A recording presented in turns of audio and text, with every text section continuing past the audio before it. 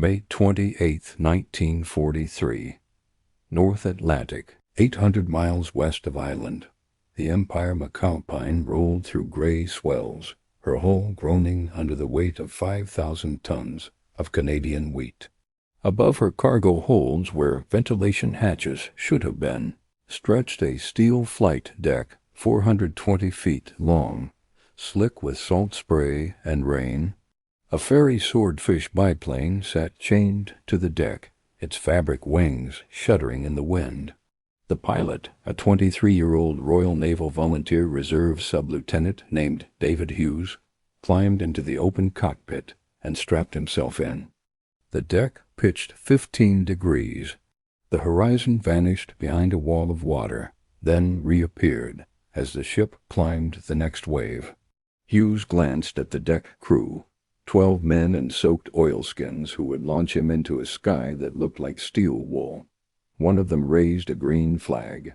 Hughes pushed the throttle forward.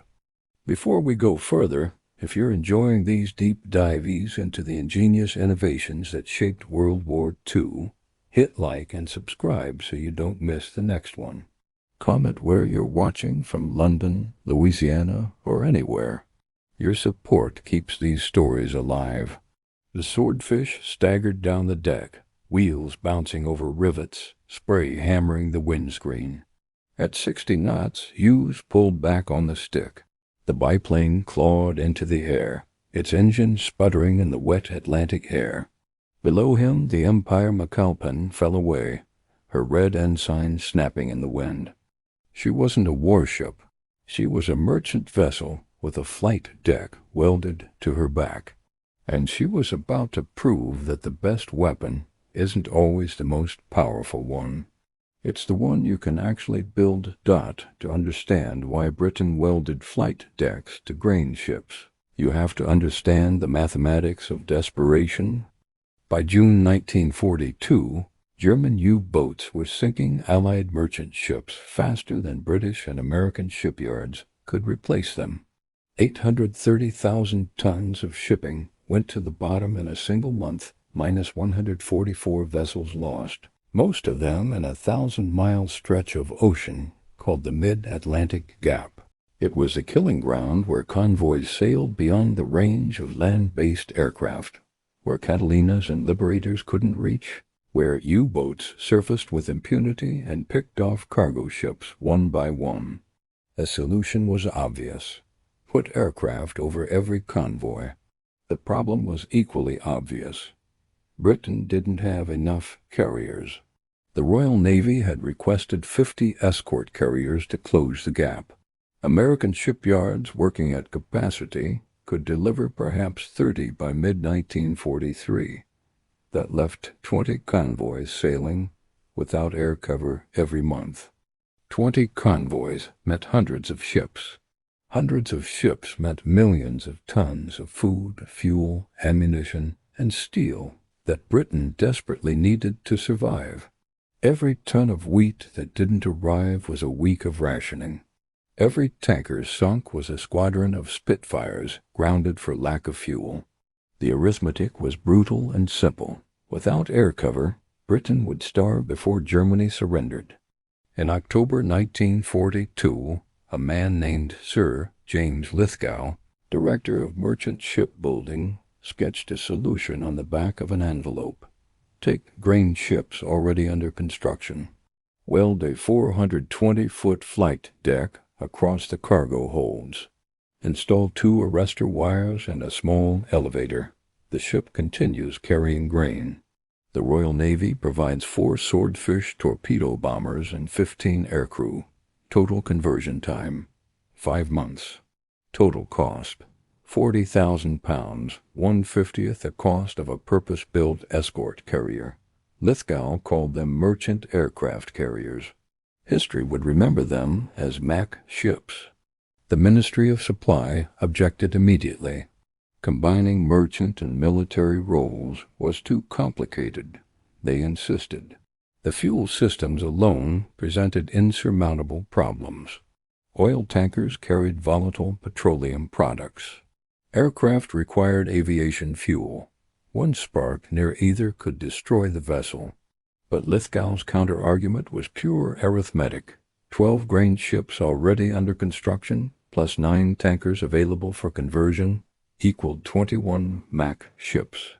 Enough to provide one per convoy by spring 1943. The War Cabinet approved the program that same month. 2 grain carriers, Empire McAlpine and Empire McIndrew, were ordered from shipyards at Lithgow and Dumbarton. Neither had been laid down yet. The Mac ship concept would be built in from the keel up. Empire McAlpine was launched on December 23, 1942. The conversion had taken exactly what Lithgow promised. 5 months. She displaced 8,000 tons. Her flight deck measured 420 feet by 62 feet, roughly the size of a modern destroyer's helicopter deck. Below that deck sat 5,000 tons of grain in her holds, a 30% reduction from her designed capacity, but still more cargo than most specialized military vessels carried. She was a contradiction welded into steel. Too small to be a proper carrier, too valuable to be just a grain ship, and absolutely essential to keeping Britain alive. Her crew totaled 107. 53 were merchant navy sailors who operated the ship, maintained the cargo holds, and kept the steam turbines running. 54 were Royal Navy personnel who handled the aircraft, manned the guns, and controlled flight operations. Legally, she remained a merchant vessel. Empire McAlpine flew the red ensign, not the white ensign, of the Royal Navy. Her master held merchant navy rank. But when her Swordfish launched on anti-submarine patrols, she became His Majesty's smallest aircraft carrier, and that strange dual identity would save hundreds of lives.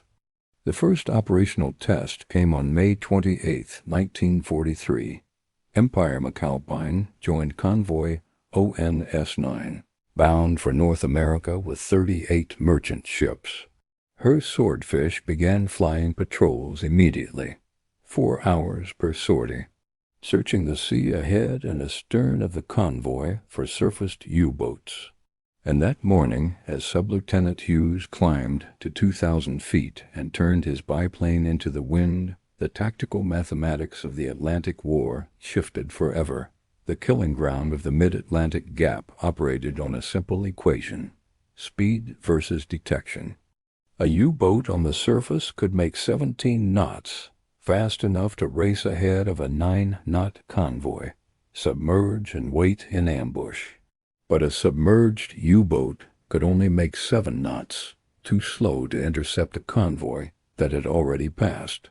The difference between hunting and hunted came down to one factor: whether the U-boat could stay surfaced long enough to get into position, and that depended entirely on whether aircraft were watching.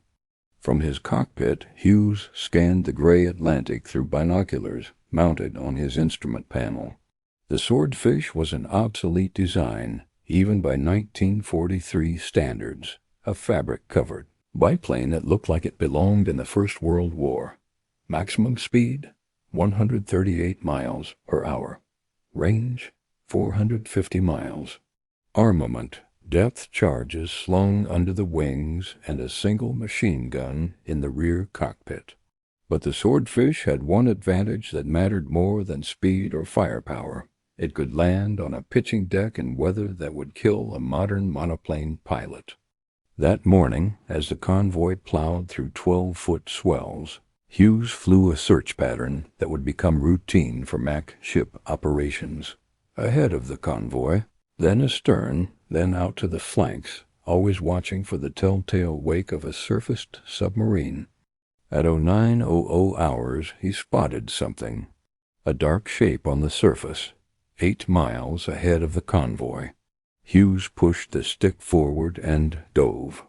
The Swordfish dropped through 1,500 feet, wind howling through the rigging wires. At 500 feet, Hughes could see it clearly, a Type VI IC U-boat, conning tower exposed, racing to get into firing position ahead of the convoy. The submarine's lookouts saw him at the same moment. Alarm bells clanged across the U-boat's deck. Men scrambled down the hatch. The submarine began to dive. Hughes didn't drop his depth charges.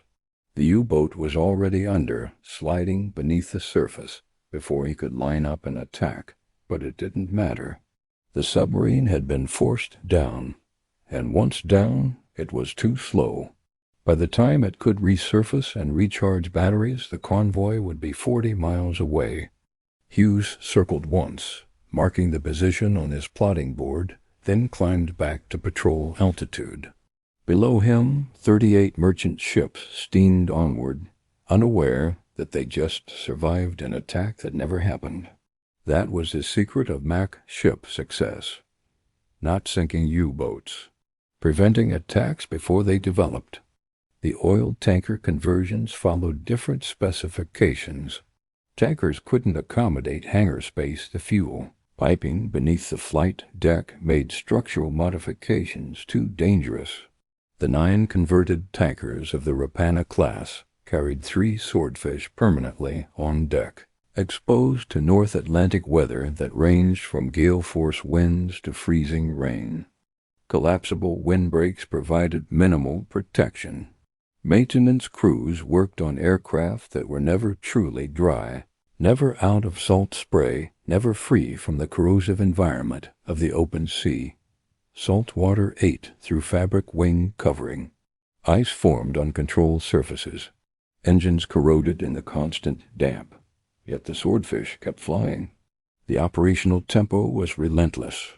Mac ships sailed with every major North Atlantic convoy from spring 1943 through May 1945. They flew 4,177 sorties, totaling 9,106 flying hours, an average of 13 sorties per convoy voyage.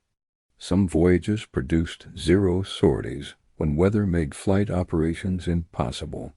Others saw continuous operations for days, with pilots flying 4-hour patrols, landing, refueling, and launching again within an hour.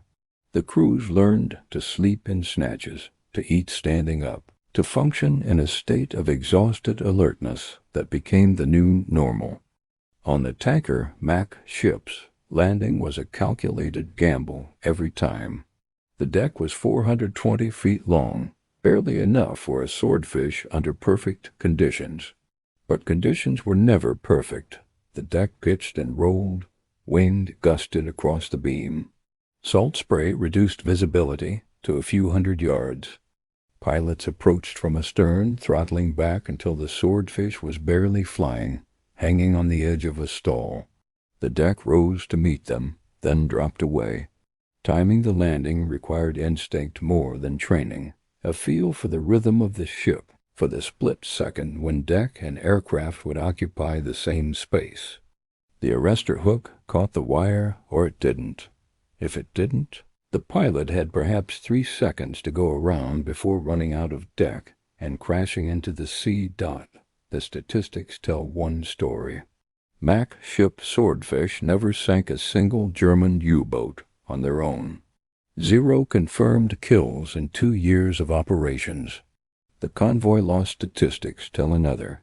No convoy escorted by a Mac ship ever lost a vessel to U-boat attack while the Mac ship was present and operational. The explanation requires understanding what victory meant in the Atlantic. Sinking U-boats was a tactic. Delivering cargo was the objective. Every ton of wheat that reached Britain, every gallon of fuel oil that arrived in Liverpool, represented strategic success, regardless of how many submarines were destroyed in the process. And the cargo kept flowing. Empire McAlpine alone made 19 round-trip voyages across the Atlantic, delivering over 95,000 tons of grain, while simultaneously operating her Swordfish on anti-submarine patrols. The economic comparison makes the program's value undeniable. An escort carrier cost £2 million, carried 20 aircraft, and required a crew of 650. She could not carry commercial cargo. Every sortie she flew came at the expense of cargo space. A Mac ship cost 40,000 pounds to convert, carried 4 aircraft, required a crew of 107, and delivered 70 to 90% of her original cargo capacity. The grain ships transported 5,000 to 6,000 tons per voyage. The tankers carried 80% of their pre-conversion petroleum capacity. By autumn 1943, Mac ships had become an accepted part of convoy operations. U-boat commanders learned to avoid convoys with air cover. German naval intelligence tracked Mac ship deployments and adjusted Wolfpack tactics accordingly, steering away from protected convoys and hunting for unescorted targets. But there were no unescorted targets anymore. By early 1944, enough Mac ships were operational that every major North Atlantic convoy sailed with at least one. The mid-Atlantic Gap, once the most dangerous water in the world, had become controlled sea space where convoys crossed unmolested. The true test came during Operation Overlord, the invasion of Normandy. In June 1944, as Allied armies stormed French beaches, MAC ships escorted the fuel convoys that kept tanks rolling and aircraft flying. Not a single tanker was lost to U-boat attack during the critical buildup phase. The grain ships delivered the wheat that fed the invasion force. And through it all, the Swordfish flew their endless patrols, ancient biplanes operating from improvised carriers, keeping submarines submerged and convoys safe. September 12, 1944. The Ripanna rolled through moderate seas, her flight deck wet from morning rain. 3 swordfish sat chained to the deck, their fabric wings patched with tape and fabric dope. One of them, registration HS-291, had made 147 operational sorties from Mac ship decks. Its engine had been rebuilt twice. Its wings had been recovered 3 times. The airframe was held together by rivets, prayers, and the obstinate refusal of its maintenance crew to let it die. That morning, it would fly its last patrol from a Mac ship deck. The pilot was the same Sub-Lieutenant Hughes who'd flown Empire Macapine's first operational sortie 16 months earlier. He'd accumulated 412 hours of Mac ship flying time, more than any other pilot in the program. He'd landed on pitching decks in 40-knot winds. He'd flown patrols in weather that kept destroyers' gun crews below deck. He'd watched convoys steam safely past positions where U-boats had waited in vain for darkness and a surfaced attack run that never came. He climbed into HS-291's cockpit for what would be a routine 4-hour patrol. At 1100 hours, Hughes spotted the periscope, just a dark line in the water, barely visible in the chop. He pushed the stick forward, the swordfish dove wings singing in the wind. At 200 feet, Hughes could see the periscope tracking the convoy, moving slowly, carefully. A U-boat stalking from periscope depth, trying to close for a torpedo shot without surfacing. Hughes lined up his approach, steadied the aircraft, and toggled his depth charges. 4 250-pound charges tumbled from the wings and hit the water in a perfect straddle pattern. The explosions erupted in white columns. The periscope vanished. Hughes circled, watching for debris, for oil, for any sign of a kill. Nothing appeared. The U-boat had crash-dived and escaped. But the convoy steamed onward, unaware and untouched.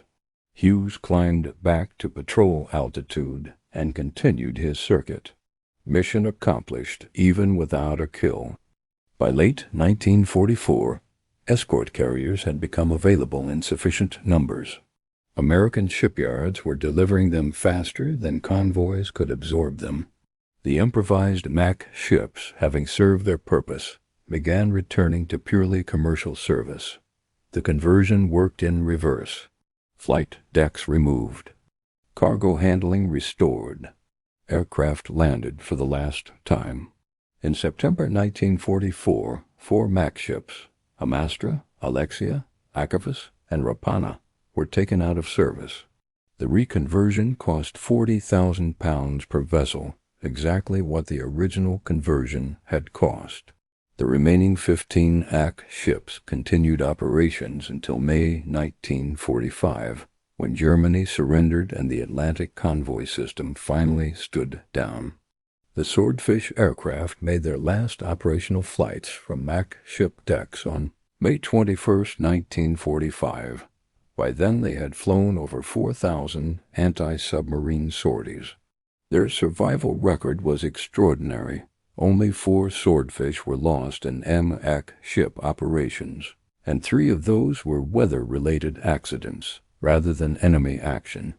The pilots, primarily Royal Naval Volunteer Reserve, civilians who learned to fly in wartime, had mastered the impossible, landing obsolete biplanes on wet decks in North Atlantic gales, launching in conditions that kept modern fighters grounded, flying patrols overseas where ditching meant death from exposure in minutes. The final accounting requires no speculation. From May 1943 to May 1945, 19 grain ships and tankers operated as aircraft carriers while simultaneously transporting the cargo Britain needed to survive. They flew 4,177 sorties. They escorted hundreds of convoys. They delivered over 570,000 tons of grain and millions of gallons of fuel.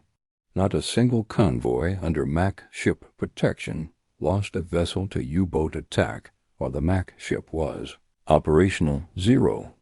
And they did it all for 1/50th the cost of purpose-built carriers, using aircraft that were obsolete before the war began. By 1946, every Mac ship had returned to commercial service.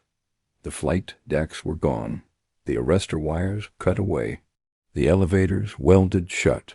Some sailed another 25 years, carrying grain from North America to Europe, their wartime service marked only by a small brass plaque in the captain's cabin. A few served until the 1970s, outlasting most of the purpose-built carriers they'd supplemented. Empire McAlpine made her last commercial voyage in 1967, 24 years after her first operational sortie. She was scrapped in Taiwan in 1968. The Swordfish that flew from her deck survived a bit longer. One hangs in the Fleet Air Arm Museum in Somerset, its fabric wings still showing patches from North Atlantic salt spray. None of the Mac ships were lost to enemy action.